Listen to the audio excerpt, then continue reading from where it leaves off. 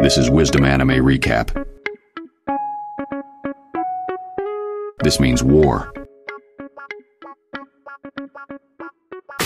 Off camera, there's a loud slap.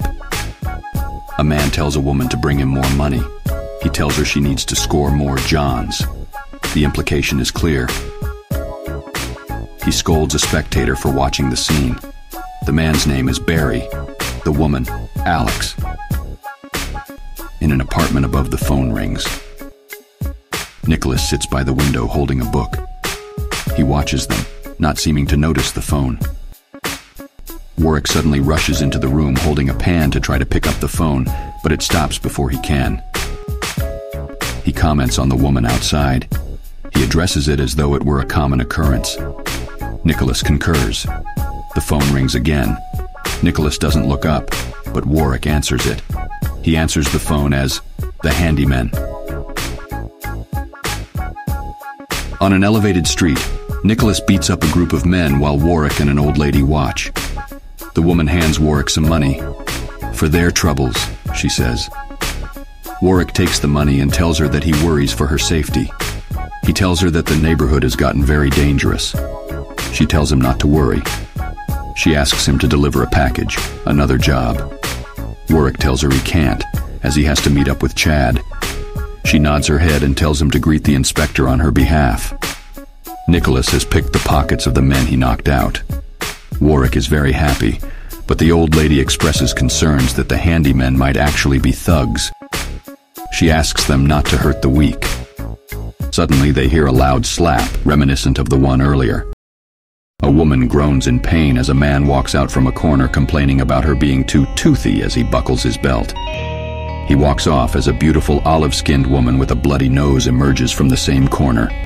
It's Alex. She scored another John. The old woman scolds Alex, demands she leave.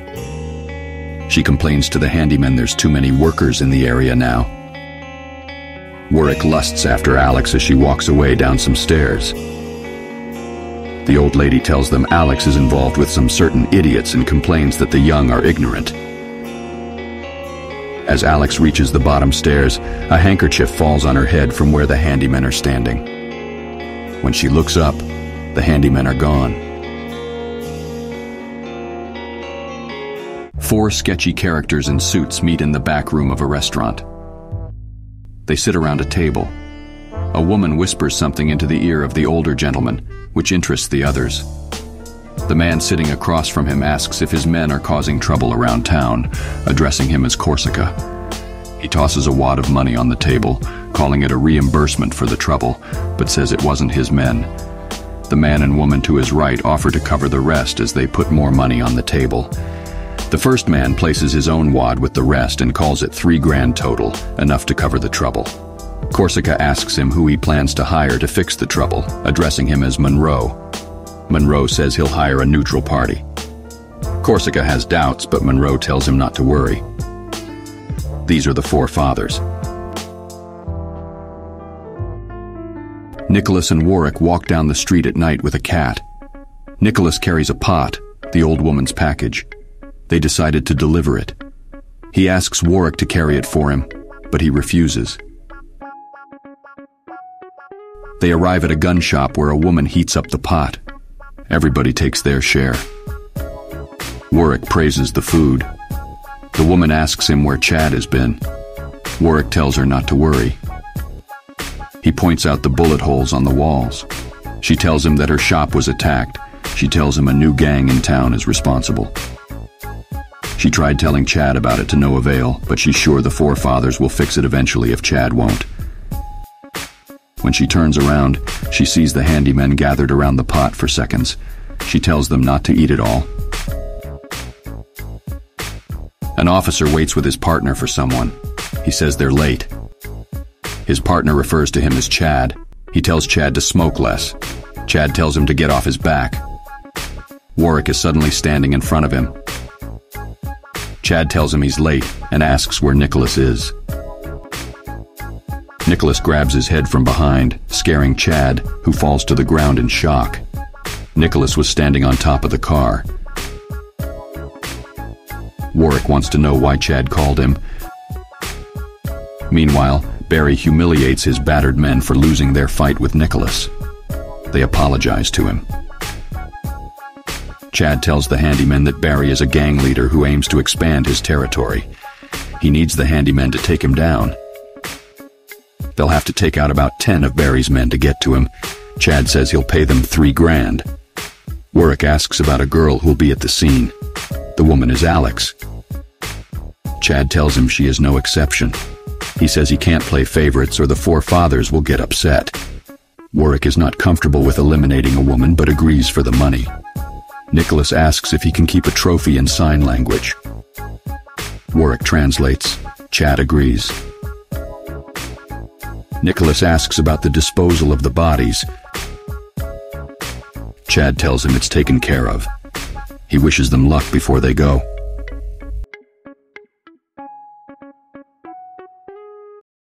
Chad's partner asks Chad if Nicholas is deaf. Chad is surprised he only now noticed, but assures him Nicholas's eyes are incredible. He now stands on a rooftop watching Barry and his gang making a narcotics trade. He plans to sell it on Monroe territory, one of the four fathers, to take the territory from him. He tells his men that once the Monroes fall, a chain reaction will cause the Cristianos to fall along with them. Alex performs a dirty dance with a man in the alleyway from the start. She clutches her head in discomfort. When they finish, the man leaves without saying a word. She doesn't try to stop him. Alex approaches Warwick. He'd been standing at the mouth of the alleyway she was working in. They've seen each other before, but this is their first time talking. She clutches the handkerchief from before. Warwick tells her it belongs to Nicholas. She asks him to thank Nicholas on her behalf. Warwick is shocked she can speak sign language. She tells him she learned from watching him. Warwick wants to know why she's dating Barry. She says she has nowhere else to go. She tells Warwick to leave so Barry doesn't get upset. Warwick agrees, but he tells her he plans to eliminate Barry. Nicholas is slicing through Barry's goons with a katana. Barry is scared by the sight of the dog tags around Nicholas's neck. He runs, but there's nowhere to go. He offers to pay Nicholas off in exchange for his life and the identity of whomever hired him. Nicholas smiles and begins to attack, but Warwick shoots everybody from behind him before he can even move. Warwick is not happy that Nicholas began without him. He'd missed one of his shots, and Barry tries to flee, but Nicholas catches his hand with his katana. Barry offers him Alex, the drugs and some great amount of money in exchange for his life. Warwick approaches him slowly and delivers a drawn-out refusal. He finishes Barry just in time for Alex to arrive and see what happened. Warwick says he thought she would leave town.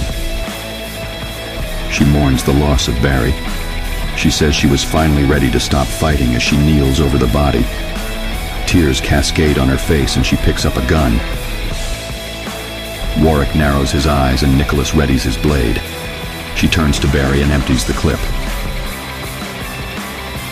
The handymen continue to watch as Alex leaves while crying. Nicholas tries to go after her, but Warwick stops him.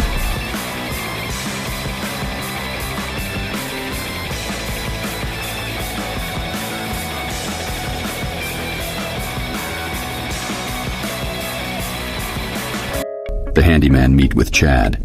They have Alex with them. Chad is not happy. Nicholas tells him she's his trophy that he agreed to let him take. Chad is unconvinced. He continues to scold them. Nicholas becomes impatient, so he kicks Chad's police cruiser off the ground. Chad is stunned silent. Nicholas explains that the handymen may be in debt to Chad and the four fathers, but they don't take orders from him. He threatens Chad's life if he won't let them take Alex. Chad says he hates working with tags, but he agrees and pays the rest of what he owes them. Alex is shocked by the dog tags around Nicholas's neck as she walks off with them. Chad storms off. Alex sits in the alleyway, gazing at the handkerchief Nicholas gave her. Nicholas watches her from the window. Warwick calls her from the next window over, telling her he needs her help. When she comes up, he has her answering the phone.